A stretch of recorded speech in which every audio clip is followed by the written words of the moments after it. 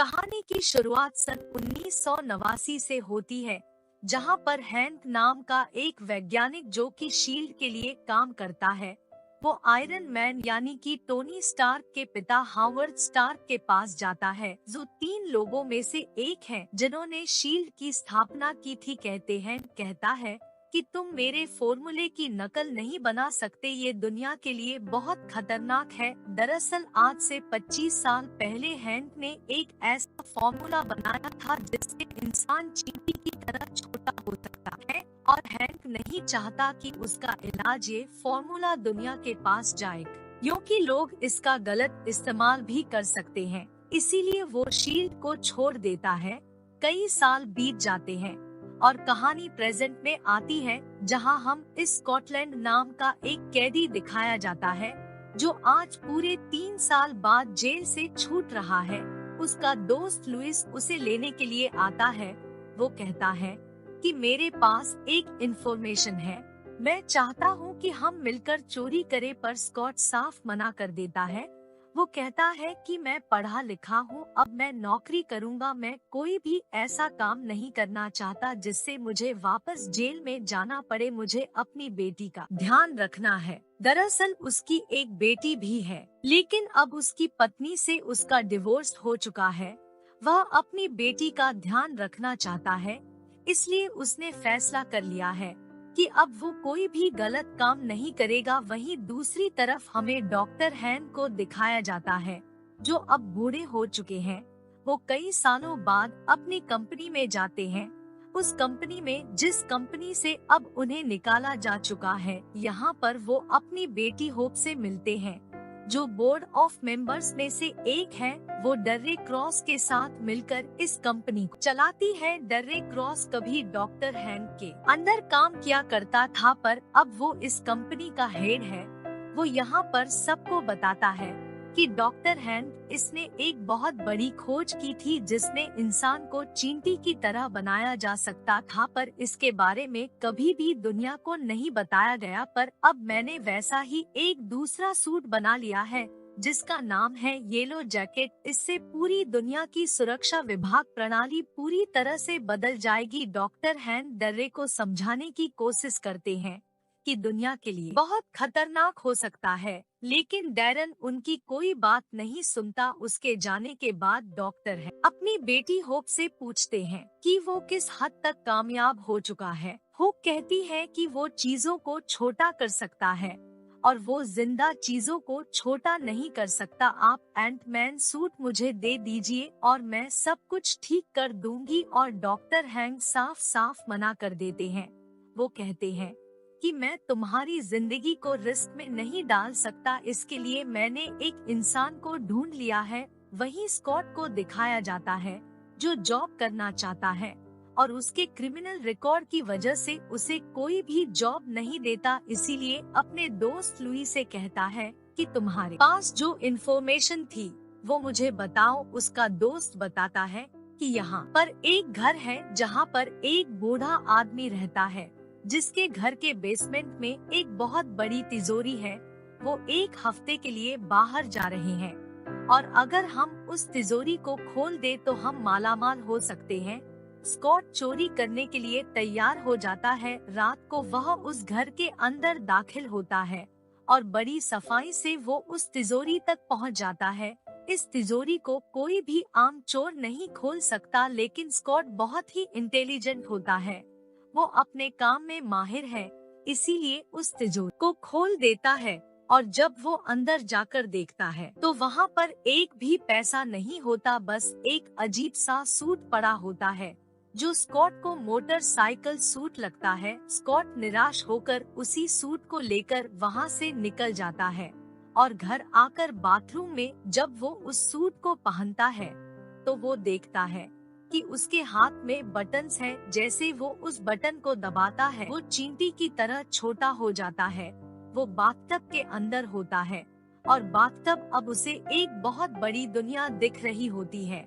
और तभी उसका दोस्त लुइस आकर बाथटब का पानी चला देता है। स्कॉट को अपनी जान बचाकर वहाँ से भागना पड़ता है। छोटा बनने के बाद स्कॉट बहुत संघर्ष करता है और जैसे ही वो बड़े रूप में आता है तो उसे एक आवाज आती है कि टेस्ट ड्राइव बहुत अच्छा रहा, जल्दी मैं तुमसे कांटेक्ट करूंगा। स्कॉट इस सब से डर जाता है और वह सूट रखने के लिए वापस उसी घर में जाता है और जब वो सूट रखकर बाहर आता है तो पुलिस उसे गिरफ्तार कर लेती है। पुलिस को लगता है कि वो चोरी करने के लिए गया था। स्कॉट जब जेल में होता है तो वहाँ पर उससे मिलने डॉक्टर हैंक आते हैं।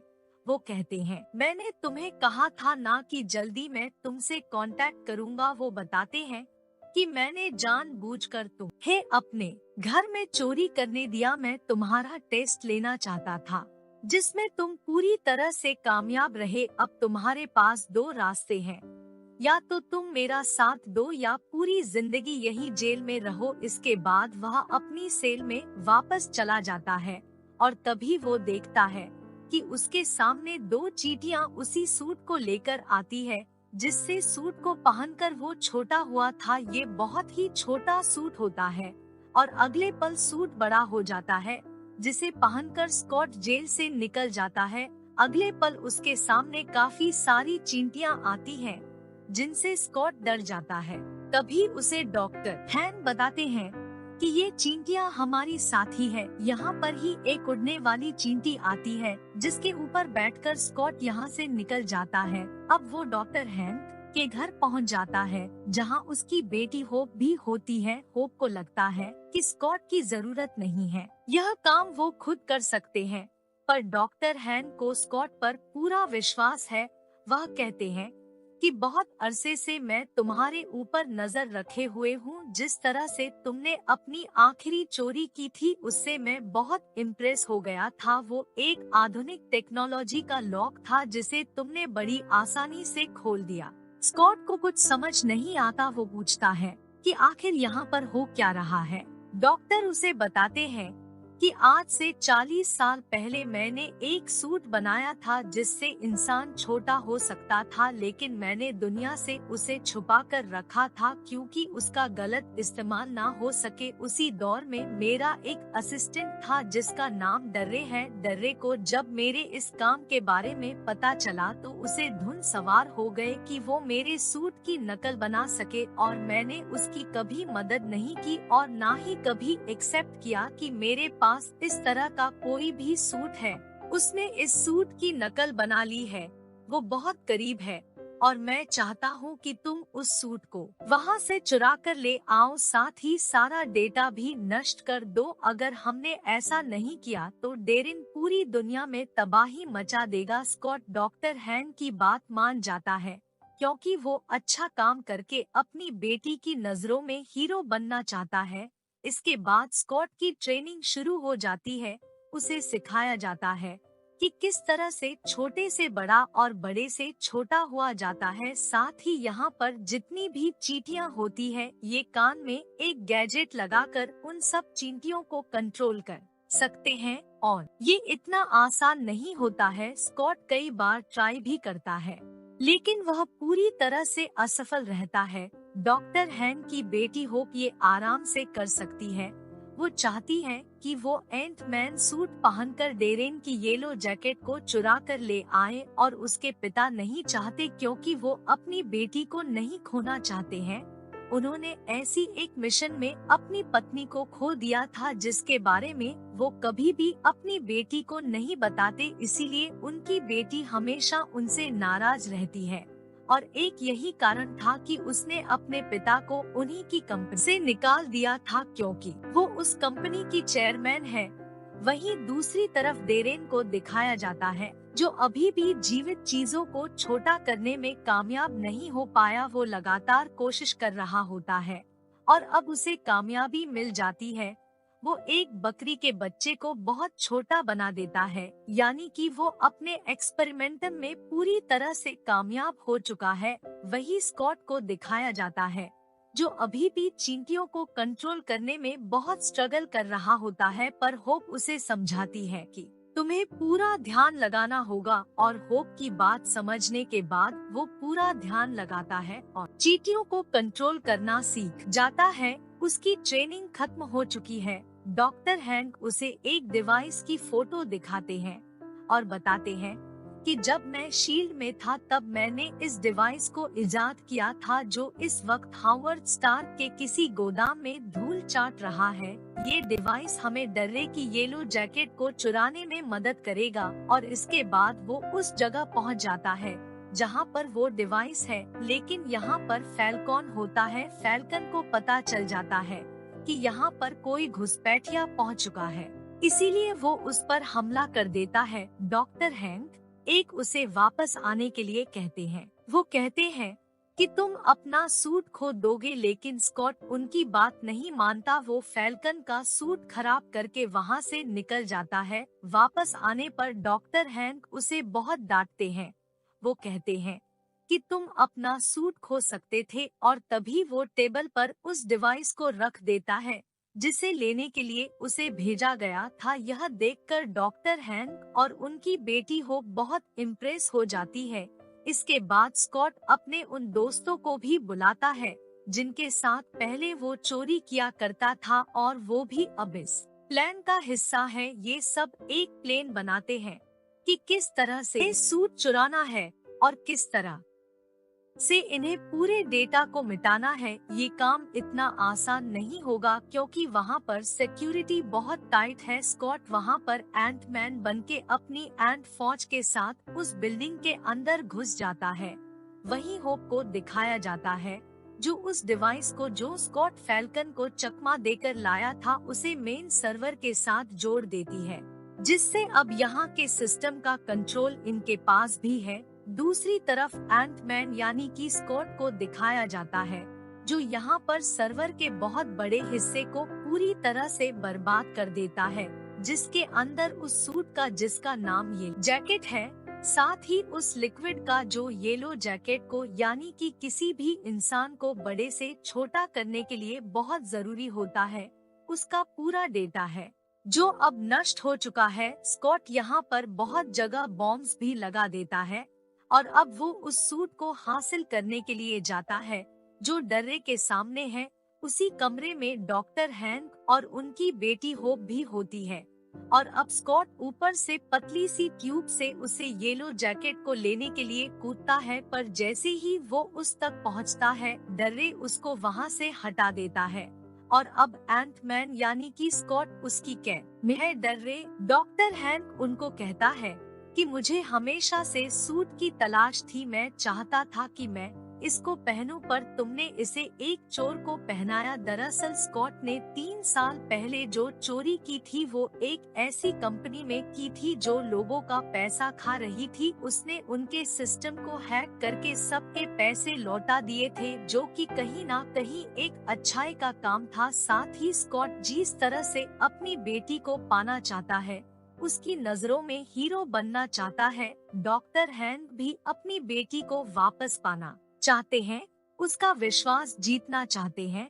डॉक्टर हैंक समझाते हैं कि सूट को और इस पार्टिकल को जिससे सूट चलता है तुम हाइड्रा को मत बेचो। दरअसल यहाँ पर हाइड्रा के एजेंट्स भी आ गए होते हैं जिन्हें डेरेन ये सूट दुगनी कीमत पर बेच रहा होता है, पर सूट बेचने से पहले वो डॉक्टर हैंक को मारना चाहता है, इसीलिए उन पर गन तान देता है। पर होप अपने पिता को बचाने के लिए के डर्रे के ऊपर गन तान देती है और उसे कहती है कि अपनी गन नीचे करो, पर इससे पहले कि इनमें से कोई भी गोली चलाता स्कॉट वहाँ पर शीशे को ब्लास्ट करके बाहर आ जाता है और सब पर हमला कर देता है। उसके पास एंटमैन है, इसीलिए कोई भी उसके सामने टिक नहीं पाता। डेरेन को मौका मिलता है और वो डॉक्टर हैंक को गोली मार देता है, जिससे वो जख्मी हो जाते हैं और इसके बाद वो सूट लेकर यहाँ से निकल जाता है।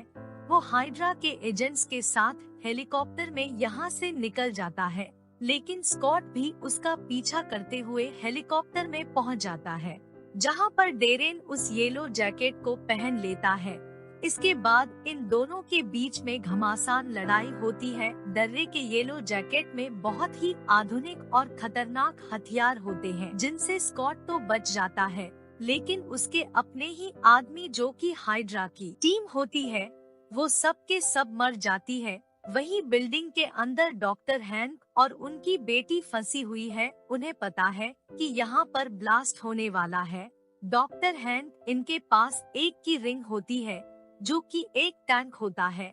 वो अपनी बेटी को कहते हैं कि ये कोई आम की रिंग नहीं है और अगले पल उस बिल्डिंग के बाहर एक बहुत बड़ा टैंक निकलता है जिसके अंदर होप और डॉक्टर हैक होते हैं। वो तो यहाँ से निकल जाते हैं, लेकिन इसके बाद बिल्डिंग में एक ब्लास्ट होता है और ब्लास्ट होने के बाद पूरी की पूरी बिल्डिंग शून्य में चली जाती है। वहीं डेरेन और स्कॉट को दिखाया जाता है जो अपना अपना सूट पहनकर एक दूसरे से लड़ रहे हैं। लड़ते लड़ते हेलीकॉप्टर से नीचे गिर जाते हैं और एक पूल में गिरती है जहां एक बार फिर से एक दूसरे का सामना करते हैं। और तब स्कॉट देखता है कि डर्रे उसकी तरफ आ रहा है। वो टेनिस के रैकेट से उसे जोर से मारता है जिससे वो कीड़े मारने वाली इलेक्ट्रिक मशीन से टकराता है और वहीं पर चिपक जाता है। स्कॉट उसकी तरफ जा ही रहा होता है कि तभी पीछे से पुलिस आ जाती है। इसमें जिम भी होता है जो उसी की पत्नी से अब शादी करने वाला है और साथ ही वो उसकी बेटी का ध्यान भी रखता है। और इससे पहले कि वो जिम को पूरी सिचुएशन समझाता, जिम उसे इलेक्ट्रिक शॉक देकर बेहोश कर देता है और जब उसे होश आता है तो पुलिस की गाड़ी में होता है और तभी पुलिस के रेडियो में इंफॉर्मेशन आती है कि जिनके घर में हादसा हुआ है। स्कॉट समझ जाता है कि डरे वहां पहुंच चुका है क्योंकि डेरेन को पता है कि उसकी बेटी जिनके घर पर रहती है।